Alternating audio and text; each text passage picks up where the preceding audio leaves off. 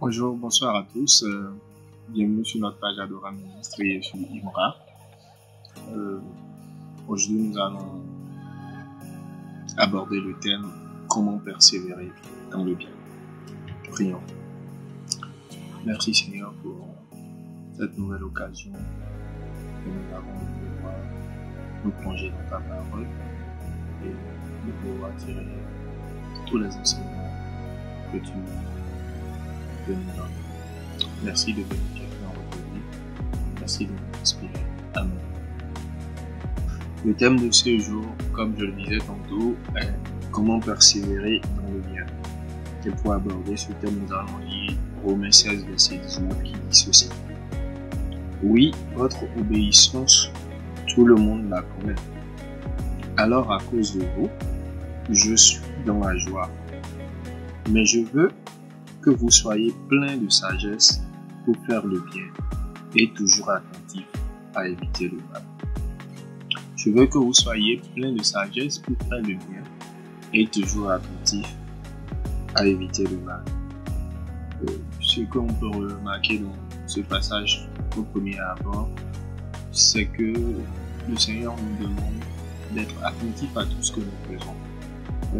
S'il met l'accent sur cette portion du verset là, si je mets l'accent sur cette portion du verset là, c'est parce que la plupart du temps nous laissons aller quand nous avons eu une victoire, nous oublions que la guerre n'est pas terminée.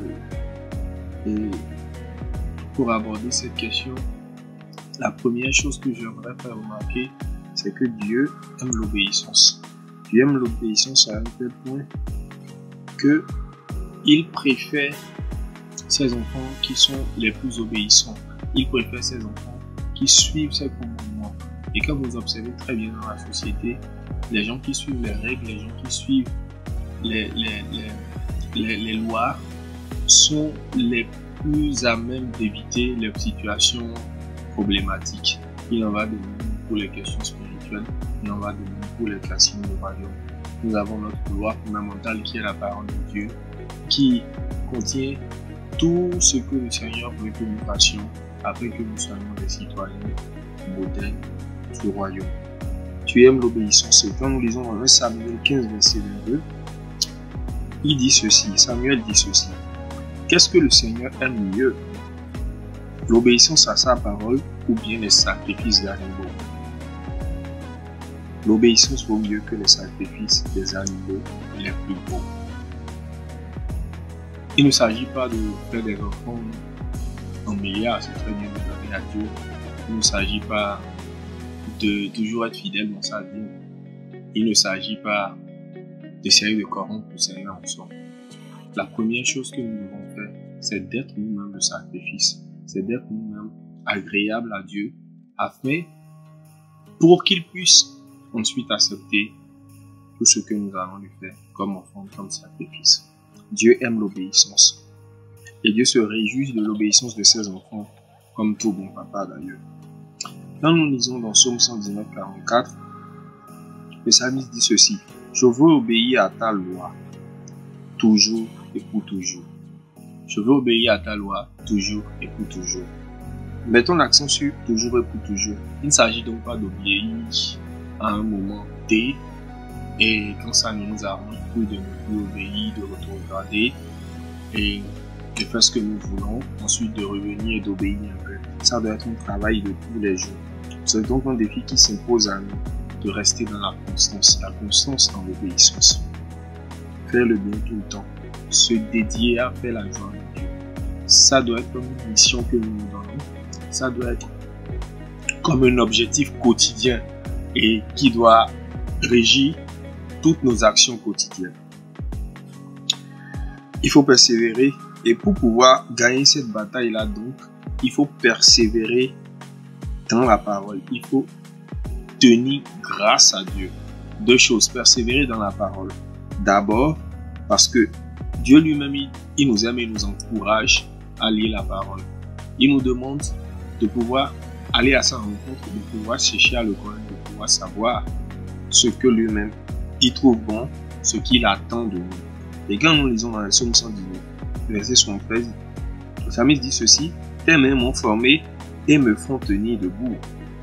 Rends-moi intelligent pour apprendre tes commandements. C'est le Seigneur donc qui nous donne cette intelligence, ce plus qui nous permet, quand nous sommes au contact de sa parole, quand nous écoutons une exhortation ou quand nous regardons un enseignement sur YouTube ou je ne sais où, de pouvoir déceler le pan de parole qui nous a adressé, le secret, cet enseignement qui nous fera aller encore plus loin. Donc, il faut que nous soyons dans les dispositions pour obtenir cette inspiration de Dieu, cette lumière-là, qui nous permet de comprendre sa parole et donc nous donne de pouvoir la suivre, nous donne de pouvoir y obéir. Et il ne suffit donc pas de comprendre, il faut aussi persévérer dans la mise en œuvre des instructions que cette parole nous communique. Donc, il y a deux aspects. Il y a l'aspect de la condition spirituelle et il y a l'aspect de la persévérance. Il n'a jamais été écrit que ce sera facile pour nous de pouvoir suivre les commandements de Dieu. Mais le Seigneur nous exhorte à être persévérants, à être courageux. Et quand nous observons bien dans la parole de Dieu, les serviteurs les plus fidèles ont été les plus éprouvés. Donc nous devons tenir, nous devons nous battre. Et le secret est dans la parole de Dieu. Prions. Seigneur, nous te remercions pour ta parole de ce jour qui, nous en sommes sûrs, a béni quelqu'un, qui nous en sommes sûrs, vient de remercier quelqu'un qui était en train de s'écraser. Merci Seigneur, c'est dans le nom de ton Fils qu'on a prié. Amen.